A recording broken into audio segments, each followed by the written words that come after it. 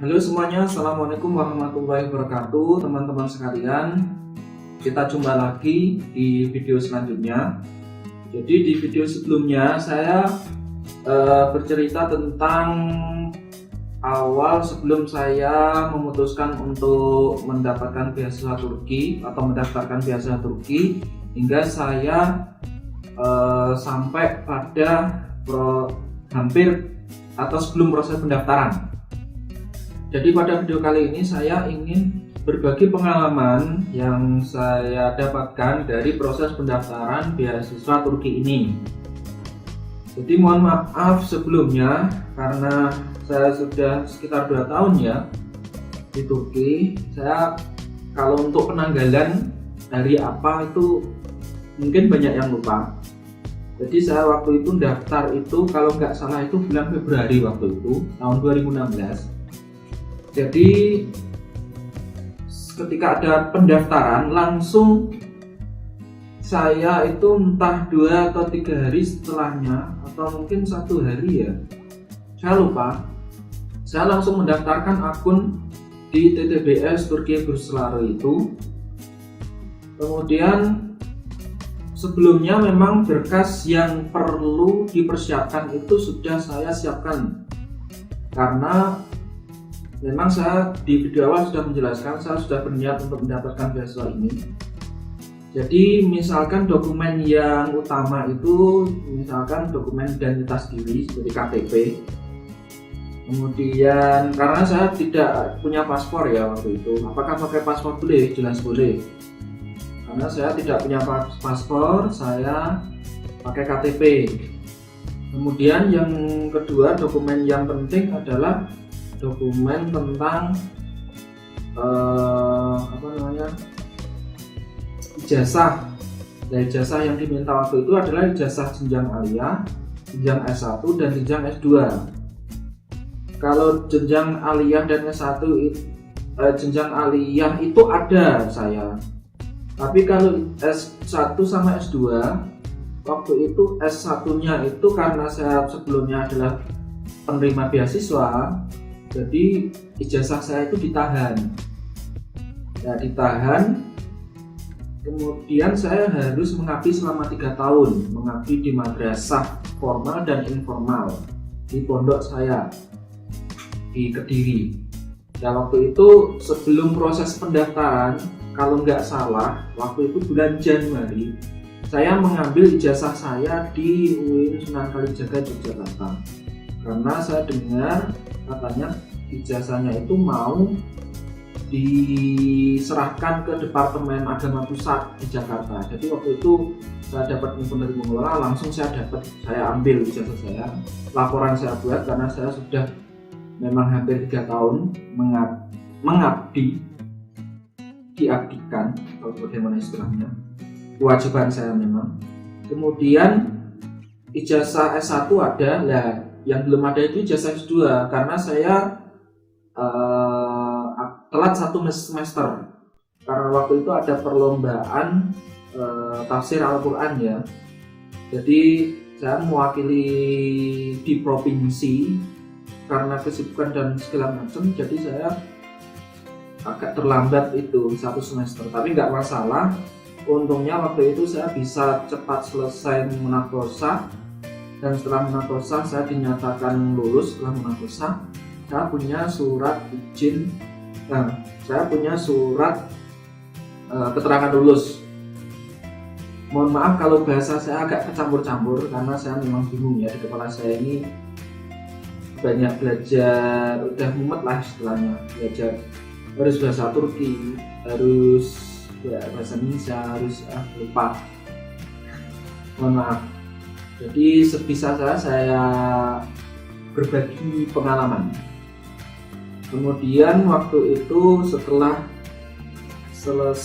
mendapatkan surat keterangan lulus dengan nilainya, saya langsung mendaftarkan di form pendaftaran. Jadi saya mengupload dokumen itu, yang penting itu dokumen identitas, kemudian dokumen ijazah. Nah, yang perlu diperhatikan di sini adalah dokumen ijazah itu usahakan untuk diterjemahkan ke dalam bahasa Inggris. Jadi waktu itu memang keterangan secara jelas harus diterjemahkan dengan terjemahan tersumpah, itu tidak disebutkan di sana. Di form aplikasi tidak disebutkan. Tapi saya berpikir seperti ini kan beasiswa luar negeri yang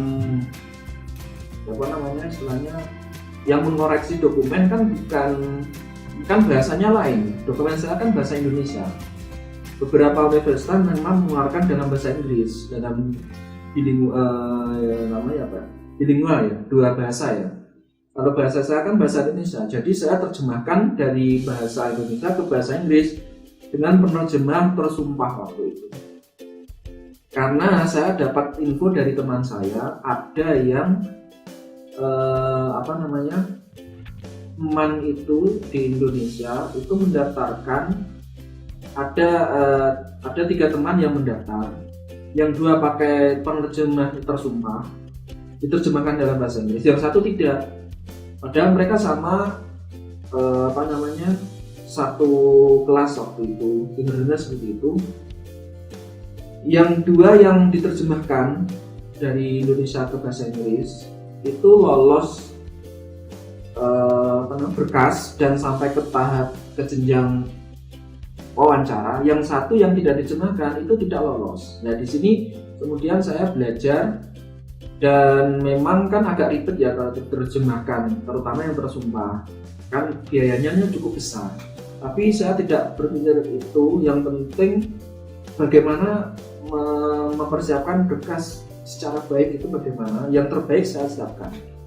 Jadi semua ini saya siapkan terjemah tersumpah. Yang wajib diterjemahkan ini menurut saya, karena mereka menilai atau melihat ijazah dokumen kita untuk disamakan atau untuk menentukan apakah apa yang bisa kita ambil dari aplikasi itu nanti. Jadi dalam bahasa Turki ini sedikit informasi untuk teman-teman. Setelah kita mengupload ijazah, kita akan memilih jurusan. Nah, jurusan itu adalah yang keluar itu sesuai dengan ijazah yang kita masukkan. Misalkan kita jurusan kedokteran dan lain sebagainya, nanti keluarnya apa?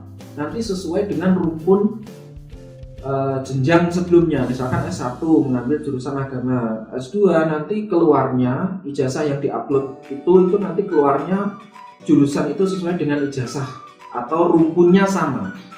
Istilahnya apa ya? Mungkin fakultas atau lebih tepatnya. Jadi rumpunnya itu, rumpun keilmuannya itu sama. Misalkan saya upload ijazah tafsir hadis, kemudian ilmu Al-Quran dan tafsir, keluarnya itu ilmu agama.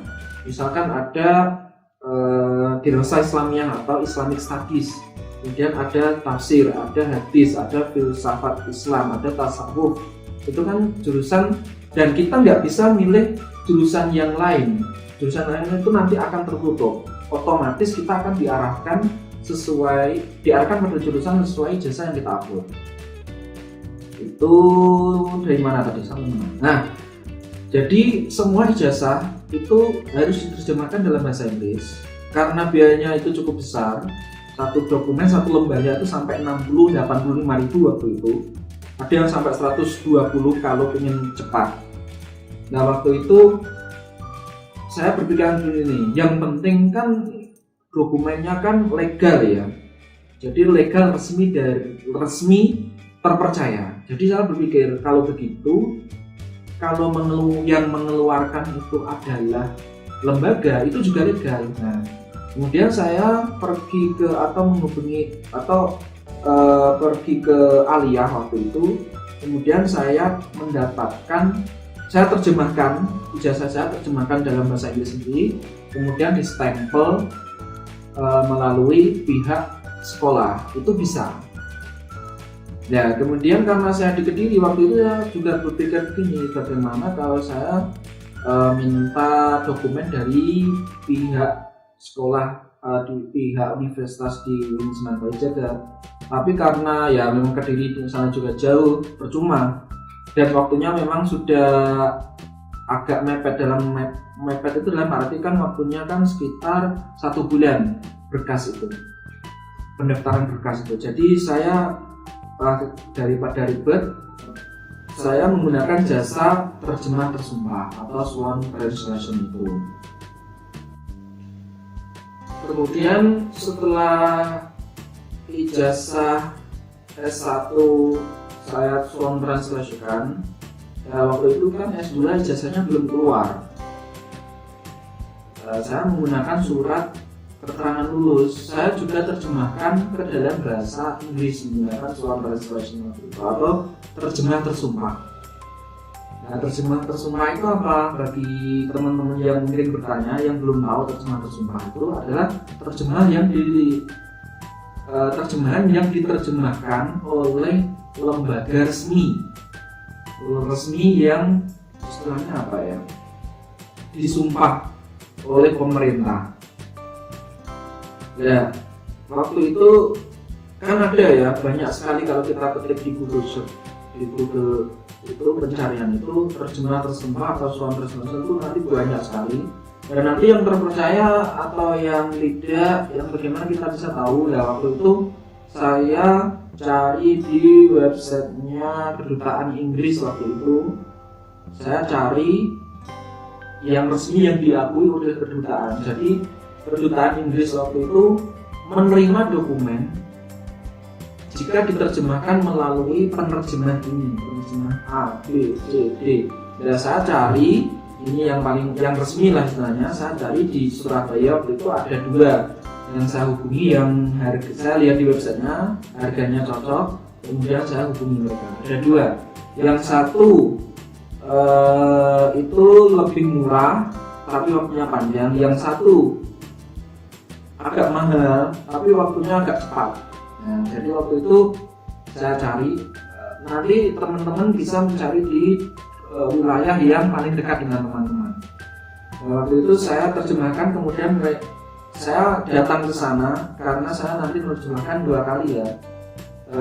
Karena awalnya itu saya hanya menerjemahkan yang ijazah S2 itu menerjemahkan surat keterangan lulus. Nah, alhamdulillah ternyata saya dapat undangan untuk wawancara di Jakarta. Ijazah saya sudah saya ambil, saya terjemahkan sekalian. Jadi 2 kali saya menerjemahkan, tapi nggak masalah.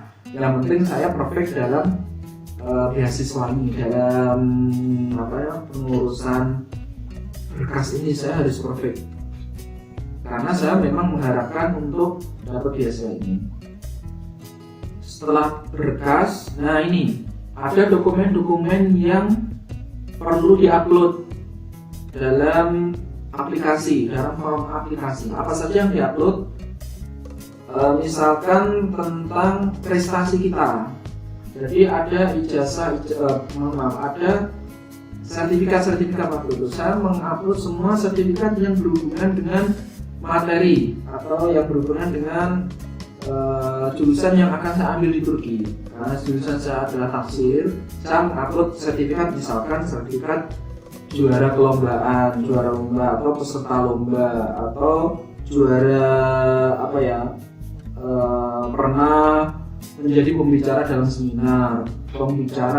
seminar ini atau tentang semua sertifikat yang berhubungan dengan itu. Saya upload semua. Waktu itu saya upload kurang lebih sampai 10 dokumen kalau nggak salah, 10 sertifikat. Saya semua upload semua. Nah ini sertifikat yang berhubungan dengan jurusan yang tidak kita ambil. Jangan yang tidak berhubungan, misalkan juara lomba makan kerupuk misalkan, itu yang teman-teman tahu lah yang maksud saya ini ya.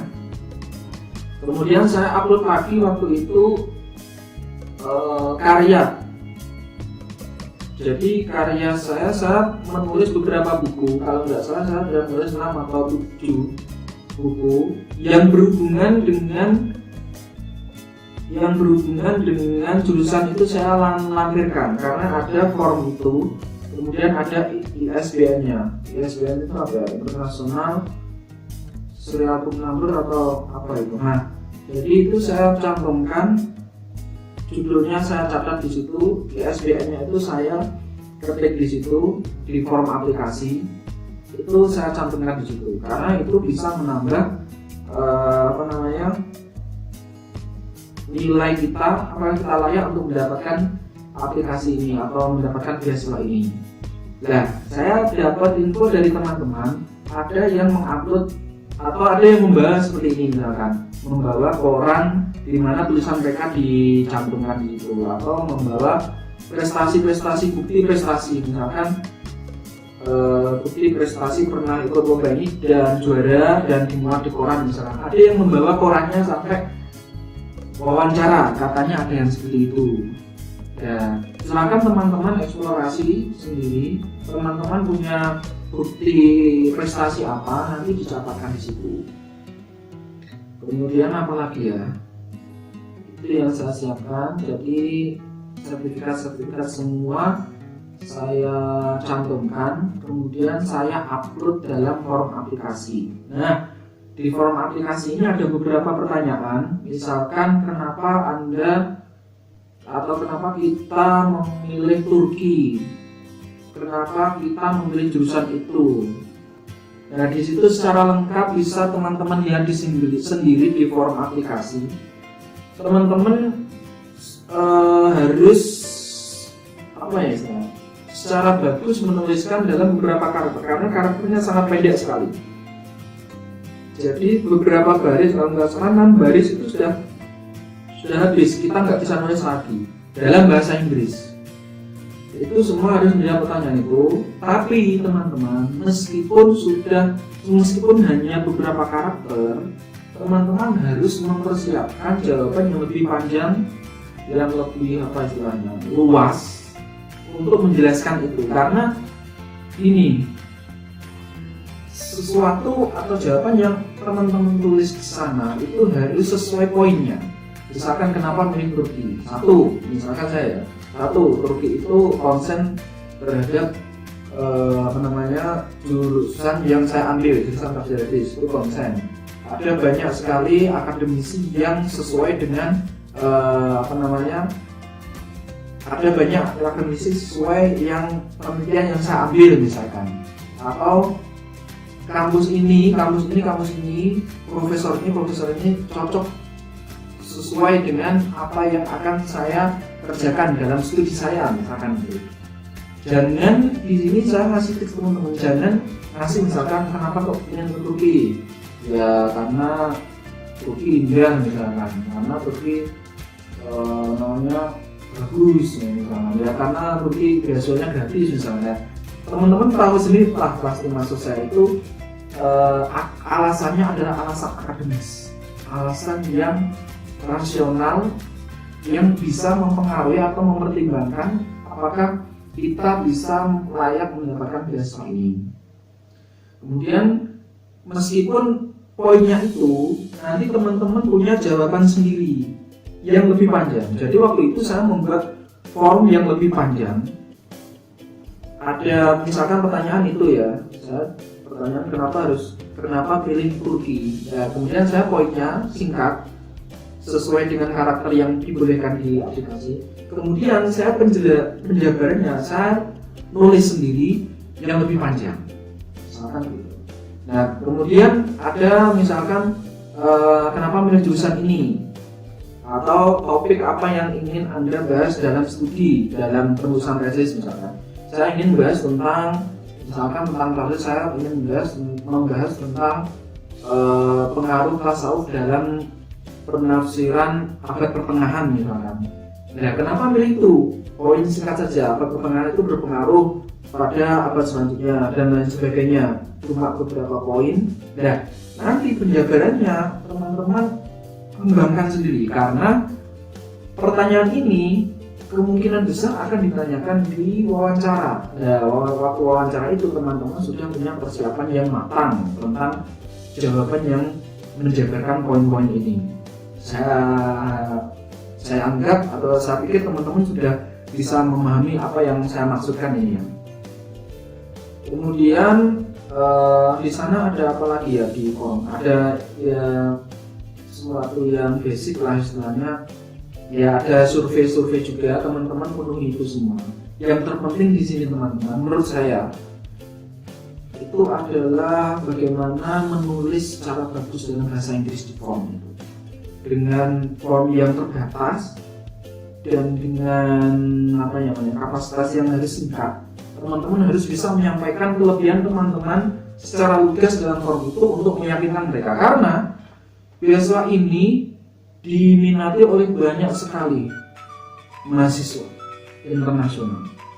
Waktu itu saya dapat informasi beasiswa di tahun 2016 itu yang melamar itu ada sekitar 190 ribuan sedunia. Mereka melamar beasiswa Turki ini. Yang diambil untuk wawancara itu ada 10.000 dan yang dapat jenjang S1, S2, S3 itu adalah 4.000. Nah, itu dari 195.000 pelamar sampai yang mendapatkan cuma 4.000 itu, wah, lumayan berat kan?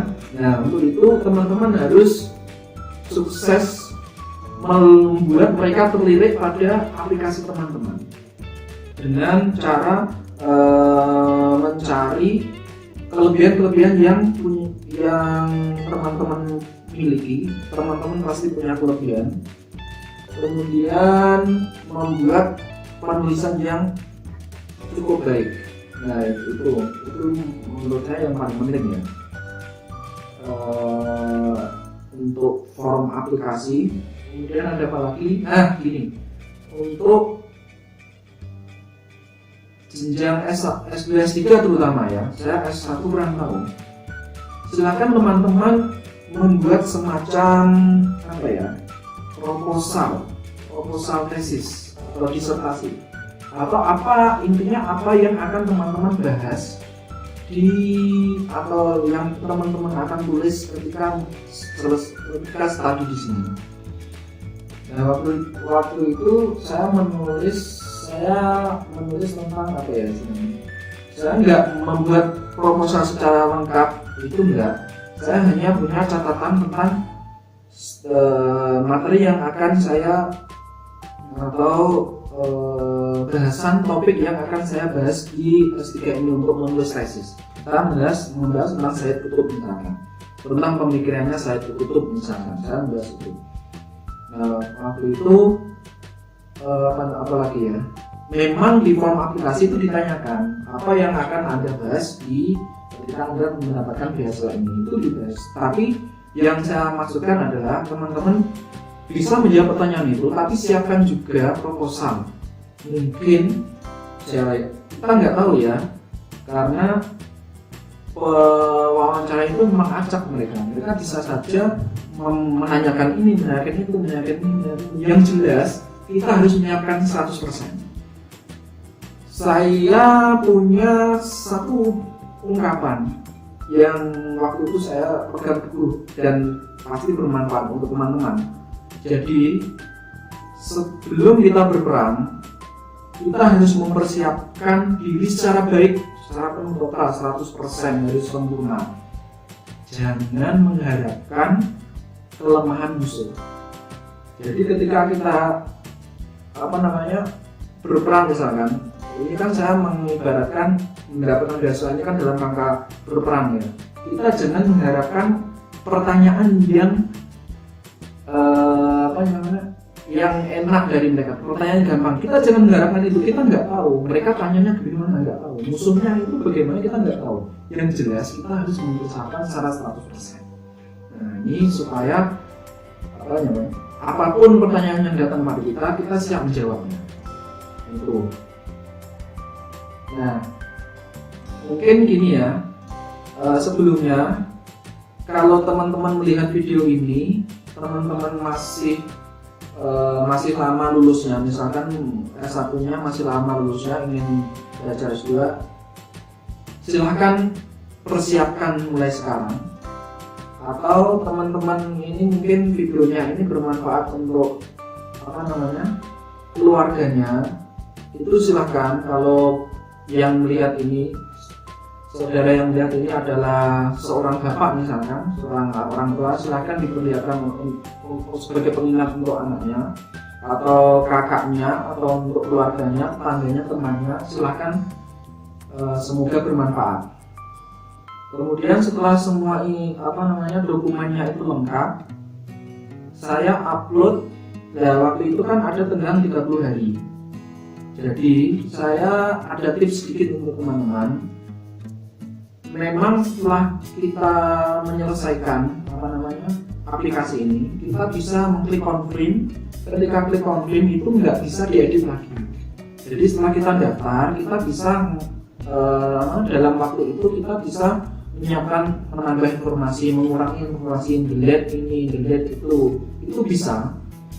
Dan saya sarankan teman-teman konfirmasi jangan mepet ke waktu deadline-nya, jangan mepet. Kenapa? Karena pelamannya itu sangat banyak. Jadi servernya itu kadang sering down, tidak terbaca gitu istilahnya. Jadi websitenya tidak bisa dibuka karena memang yang aplikasinya itu sangat banyak sekali. Jadi teman-teman jangan sampai mepet. Paling enggak ya 5 hari sebelum deadline. Misalnya deadline tanggal 30, tanggal 25 itu harus selesai. Untuk istilahnya jangan sampai kita deadline tanggal 30, kita tinggal 30-nya konfirmasi ternyata tidak bisa konfirmasi gara-gara ada kerusakan atau ada masalah di dalam sistem sehingga aplikasi kita tidak diterima oleh mereka. Jangan sampai seperti itu. Jadi ketika pendaftaran sudah buka, langsung teman-teman mendaftar, teman-teman nyicil istilahnya, memberi informasi ini, kasih informasi ini, kita masukkan satu-satu. Nah itu baru nanti kalau sudah mantap diklik langsung. Kita menunggu dan berdoa. Nah jadi kesimpulannya untuk yang video kali ini adalah persiapkan berkas secara bagus. Saya 100% bagus lah, harus bagus. Terutama berkasnya itu di bahasa Inggris kan, identitasnya. Kemudian identitasnya harus ada maksudnya. KTP misalkan, miliknya dan jangan sampai ada kesalahan dan lain sebagainya. Harus dikoreksi bolak-balik harus dikoreksi. Kemudian ijazah tadi di bahasa Inggris kan jangan lupa. Kemudian ada sertifikat yang penting itu masukkan. Bukti prestasi kita bisa berupa buku, catatan yang di aplikasi dan lain sebagainya. Kita masukkan semuanya. Itu pasti bisa memberikan nilai lebih bagi kita. Yaitu usaha kita nggak tahu. Itu usaha kita. Itu menurut pengalaman saya secara pribadi. Selain mempersiapkan berkas sampai pendaftaran waktu itu, saya membuat catatan tadi sudah saya buat. Kemudian saya nggak tahu apakah saya diterima atau enggak, diundang atau enggak waktu itu saya nggak tahu. Tapi saya sudah mempersiapkan, banyak membaca di aplikasi saya, banyak membaca materi yang berhubungan dengan saya. Sejarah Turki saya baca, semua yang berhubungan dengan Turki dengan jurusan yang saya ambil itu saya baca, kebanyakan saya baca. Itu memang usaha saya dan alhamdulillah saya dapat email setelah kurang lebih belum 1 bulan. Saya dapat email bahwasanya saya diundang untuk wawancara bahasa seperti ini. Wah, saya senang sekali. Lalu saya persiapkan itu dan berangkat ke Jakarta. Saya persiapkan semua berangkat ke Jakarta untuk mendatangi undangan wawancara. Nah, itu nanti akan saya jelaskan di video selanjutnya. Jadi kalau teman-teman ingin tahu itu kapan saya upload, ya silahkan teman-teman gini aja. Mungkin dalam waktu dekat. Teman-teman kalau ingin tahu ya silahkan subscribe di video ini, di channel ini. Nanti kalau setelah satu itu ada tombol green, katanya kalau itu diklik video yang baru akan datang, teman-teman akan tahu itu loh. Jadi silakan diklik. Kemudian ada pertanyaan silakan komentar di bawah ini, karena video yang kali ini, promosi kali ini mungkin tidak menjawab unek-unek teman-teman. Silakan teman-teman komentar. Kalau perlu jawaban yang lebih lanjut akan saya buatkan video yang baru untuk teman-teman. Mungkin cukup sekian, semoga bermanfaat. Tetap semangat, jangan putus asa, karena kita nggak tahu keuntungan itu bagaimana. Keuntungan memihak kepada siapa? Yang jelas keuntungan itu memihak kepada orang yang punya persiapan yang matang. Jadi orang pintar kalah dengan orang beruntung, betul. Tapi orang yang beruntung kebanyakan adalah orang yang pintar dan mempersiapkan diri. Mungkin cukup sekian informasi kali ini, semoga bermanfaat. Ya, kurang lebihnya mohon maaf. Assalamualaikum warahmatullahi wabarakatuh.